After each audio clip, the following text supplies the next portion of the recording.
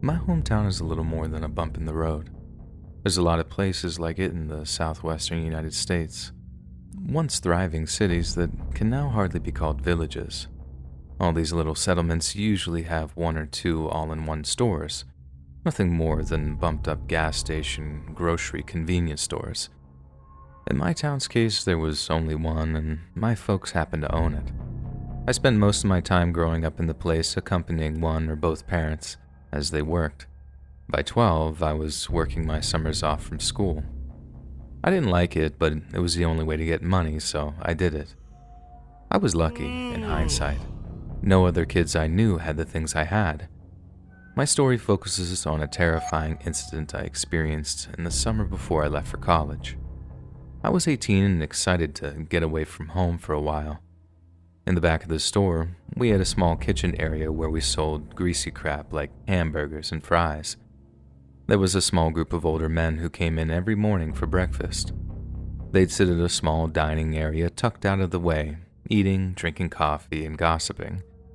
I'd known most of them my whole life and left them to serve themselves while I watched the front. It was after 8 a.m. when this strange man came in. He looked very nervous and messy in general. The first time I saw him, he came in for only about 30 seconds. He looked around very briefly, walked up and down the aisle, and then exited. He returned to his car and sat there alone. It looked like he was having an argument with himself. I assumed that he was leaving and went back to my other work. About a minute passed and I heard the chime on the door go off. I turned to see that it was the same crazy man. He glanced around for a second time, but rather than leave, he approached the counter. I asked him if he needed any help, but got no answer. He glanced around the store again, then looked at me and smiled. I started to ask him again, but was interrupted. Quickly, he pulled a small kitchen knife from his pocket. I freaked out and screamed. I looked out at the gas pumps for help, but no one was there. The man ran forward and hopped over the counter. There was no space for me to escape. This threw me into a total panic. I was wailing and unable to communicate. He grabbed me and ordered me to open the cash register. The situation was chaotic. I was too terrified to think clearly. This just made the crazy guy even more angry. He started slapping me, then showed me the knife. This calmed me down enough to push the no sale button and the register sprung open. He threw me down onto the floor and began scooping money from the drawer. I laid there watching as he did this, hoping that he had no more use for me. Suddenly, a big shadow appeared over me and grabbed my assailant. The shadow and the crazy guy struggled briefly until the crazy guy disappeared behind the counter. The shadow followed quickly behind. Now I was more confused than scared. I got up to my knees and looked over the counter, and to my amazement, two of the breakfast regulars were trading punches on the robber. In the confusion, I had forgotten completely about them. Being tucked away around the corner made them all but invisible to anyone in the store, including myself. Still a bit disoriented, I remained there watching the men beating up on the guy for at least a minute or two. I'd never seen someone take such a whipping in my life. Only later did I see that one of the men had been slashed by the crazy man. That probably accounted for the extra rough treatment. It reached a point where I figured I better step in before they actually killed this dude. I just asked calmly and they stopped. The attacker laid motionless on the floor while he bled like a pig. I came around the corner and thanked them for their help. While I wrapped the man's wounds and the other gentleman called in to the sheriff, everyone told the sheriff their sides and the crazy guy got a free ride to the county jail.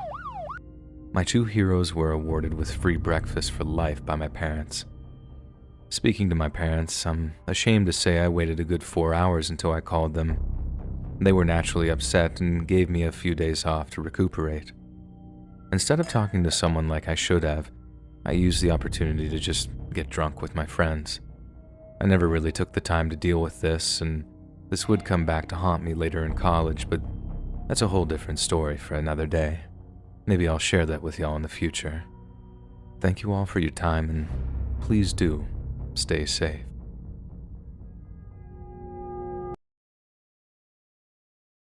When I was 8 years old and was in grade 5, I usually sit with my best friend. I was new in school, and she told me a story of how our school principal was murdered. She told me that the school houses his ghost, who walks around the school every night. When it was time to go home, she told me we should visit the basement where the principal was killed. I said no, that I was not interested, but she insisted, and I agreed. Then she took me to the basement. When we opened the door to the basement, the stairs were full of dirt and dust, like no one visited that place for years. We went all the way down to the basement. It was pitch black, and it was very hard to see anything. The lights were also not working. Then suddenly we heard a bang from upstairs. We both ran and hid behind a broken table. Then suddenly, a person came downstairs with a knife and a plastic bag, and was looking around as if he was checking whether or not there was anyone around. The person was walking very close to us. I had to cover my and my friend's mouths. After looking around, the person left, so I told my friend we should run for it. Just as we got up, that person shouted at us. I got to see his face, full of blood and stitches. After that scream, he creepily said, "Hey, you." He started to walk towards us. But it was creepily fast. The knife in his hand was blood-soaked, and as he was walking, he was chanting nursery rhymes. We ran as fast as we could upstairs, and thankfully the door wasn't locked. As we got out, we noticed there was not a single soul in the school, not even a guard. We went directly to our class and hid in the closet we put our coats to. We could hear him talk to us outside of the class. Come out, wherever you are. I won't hurt you." After a minute, he came into our class and started looking for us.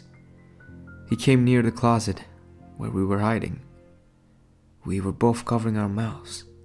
He almost opened the closet, but at that moment we heard police sirens and our parents shouting our names.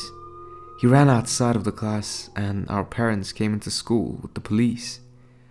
We both hugged our parents and started to cry. Thankfully, the police caught the man. They were looking for him for years, and he was hiding in our school. He was jailed for kidnapping kids and killing them. I still can't believe we were that close to death.